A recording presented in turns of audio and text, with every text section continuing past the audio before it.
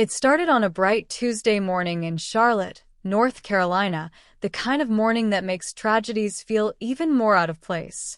Sky was blue, birds chirped, and wealthy homes gleamed under the summer sun.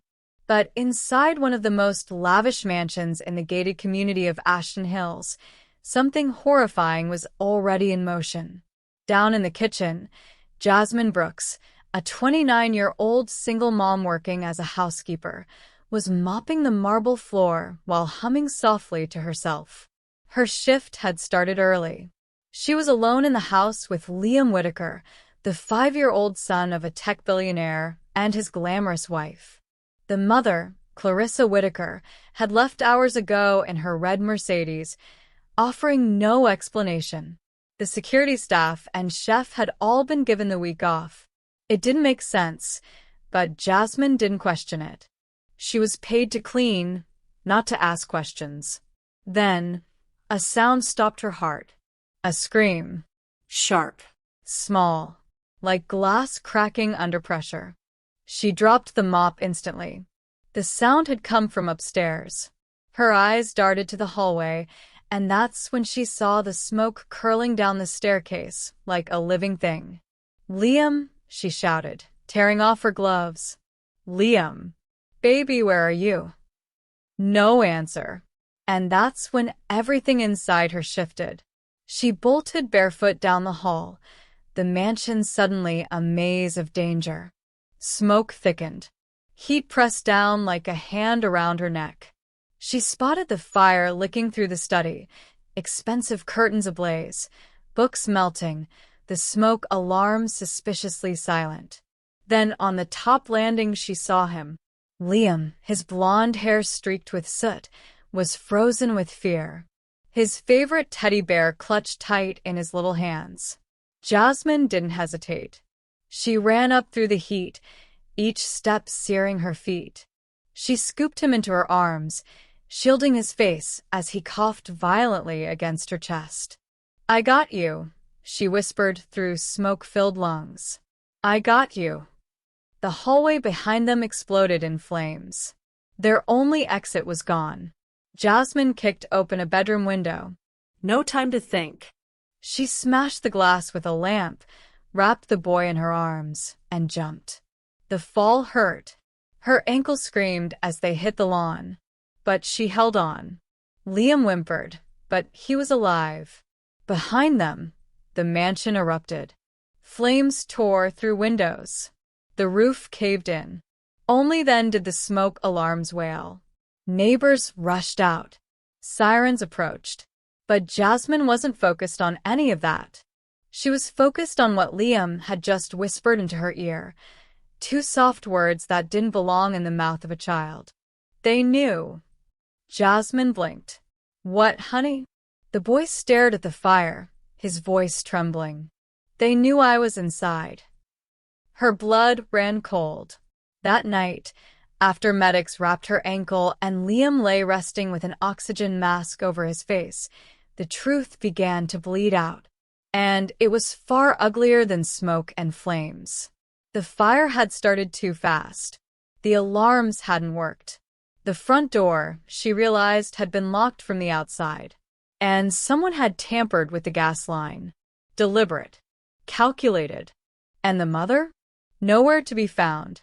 But it got worse. Investigators recovered partial security footage from an off-site backup drive. On it, Clarissa Whitaker was seen walking calmly out the front door, looking up at her son in the window. Then she locked the door behind her. Before driving away, she made a call. Her voice was faint, but chillingly clear. "He'll sleep through anything." 3 days later, Jonathan Whitaker, the boy's father and founder of a major cybersecurity firm, flew in from a conference in Geneva. He had no idea any of this had happened. Clarissa had told him Liam was safe with her mother. He hadn't even known Jasmine was working there. When shown the footage, Jonathan collapsed in a seat, speechless. "She said she loved him," he whispered. "She said she'd take care of him." The moment he met Jasmine in the hospital hallway, he didn't say much. He just looked at her, the woman who'd saved his son, and said, "You are braver than I've ever been." As the case exploded in the media, the public was outraged. Housekeeper saves billionaire's son, exposes sinister plot. Mother tried to burn mansion with child inside. Liam's whisper unlocks family scandal. Clarissa was arrested for attempted murder, arson, and insurance fraud. It came out that she stood to inherit the full $35 million family trust if Liam died in an accident before his 6th birthday. But Clarissa hadn't acted alone. The biggest twist came a week later, when an arrest was made that stunned everyone. Clarissa's brother, Nathan, who also happened to be Jonathan's personal lawyer. He had helped coordinate the house's fire safety system override, and stood to gain a hefty management fee from the inheritance Clarissa would receive. Betrayal ran deep. As for Jasmine, she had no contract, no papers, no legal ground to stand on. She was paid cash, like so many invisible workers in wealthy homes. But one thing she had: Liam. When social workers tried placing him with extended relatives, he refused to eat, sleep, or speak. The only thing he ever said was, "I want Jasmine." And during the custody hearing, holding her hand with his soot-stained bear under one arm, he told the judge, "She came into the fire. She didn't leave me." The courtroom was silent. Jonathan Whitaker stood and said, "I wasn't there when my son needed me." She was. "I want her to be his legal guardian. Not just now, but always." The judge granted joint guardianship, Jasmine as Liam's full-time caregiver, with Jonathan supporting them both and vowing to be a present father. Reporters flooded them outside the courthouse. "Jasmine, how does it feel to go from maid to guardian of a billionaire's son?" She looked down at Liam, then into the cameras, and said softly, "I wasn't just a maid. I was the one who stayed." Today, they live in a cozy 3-bedroom house in South Charlotte.